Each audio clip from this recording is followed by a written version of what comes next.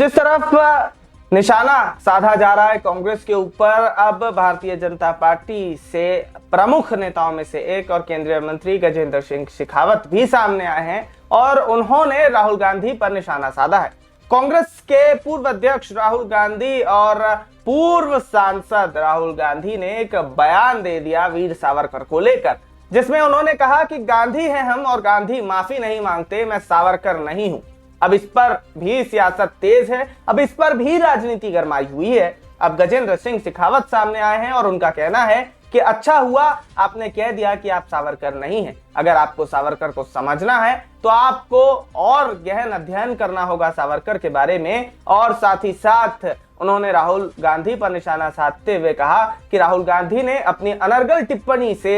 सावरकर के इज्जत करने वालों का मन आहत किया है। सावरकर पर जिसकी आस्था, जिसका विश्वास है, उन लोगों को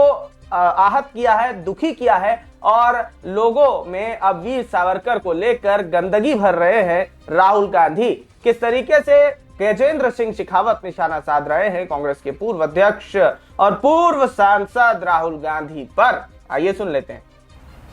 राहुल गांधी जी ने भी सावरकर जी का नाम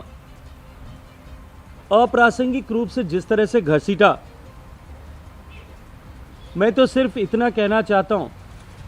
कि उन्होंने अपनी टिप्पणी में जिस तरह से वीर सावरकर जी का अपमान किया, जो इस देश के करोड़ों लोगों के लिए, राष्ट्रभक्त लोगों के लिए, जिनके मन में देशभक्ति से ओतप्रोत हृदय के साथ में, जिन लोगों ने भारत को आज़ाद कराने के लिए अपना सर्वस्व समर्पण किया, अपना जीवन और जवानी समर्पित की, उन लोगों के लिए जिनके मन में श्रद्धा भाव है, अपनी इस अनर्गल टिप्पणी से उनको भी आहत करने का, उनकी भावनाओं को भी आहत करने का काम किया है।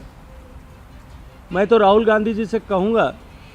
कि अच्छा है आपने ये कहा कि आप सावरकर नहीं हैं।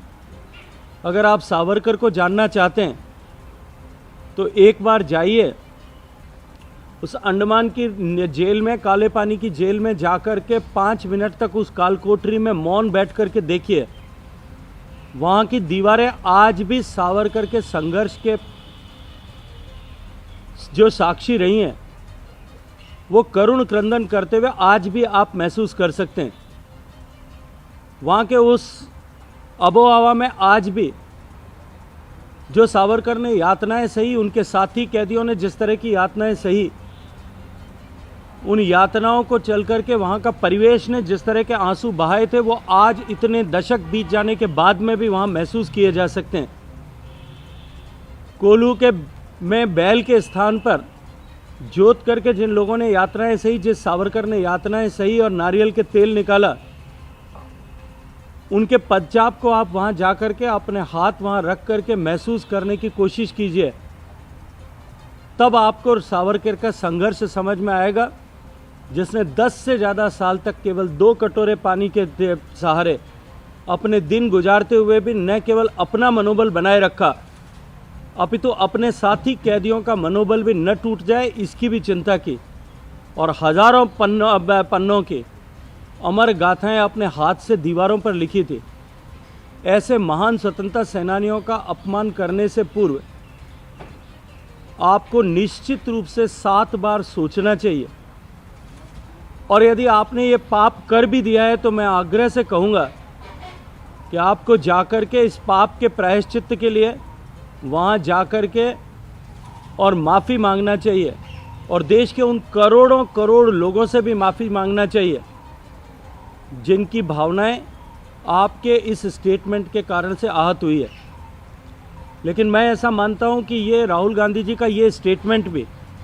और उसके बाद में दिए गए उनके पार्टी के लोगों के भी स्टेटमेंट भी ये इस बात को दर्शाते हैं कि आप अपने आप को क्लास अपार्ट समझते हैं, इलीट समझते हैं और व्यवस्थाओं से ऊपर समझते हैं। और इसी के चलते आप जाकर के देश का अपमान देश के बाहर जाकर के करते हैं। उरी और पुलवामा के बाद में सेना के अदम्य साहस और शौर्य के ऊपर संदेह व्यक्त करके उनका मनोबल गिराने का काम करते हैं। न्यायपालिका के निर्णय के बाद में उसमें संदेह दर्शाते हैं। प्रेस कॉन्फ्रेंसेस में लोकतंत्र के चौथे स्तंभ मीडिया के कर्मियों की खिल्ली उड़ाते हुए दिखाई देते हैं।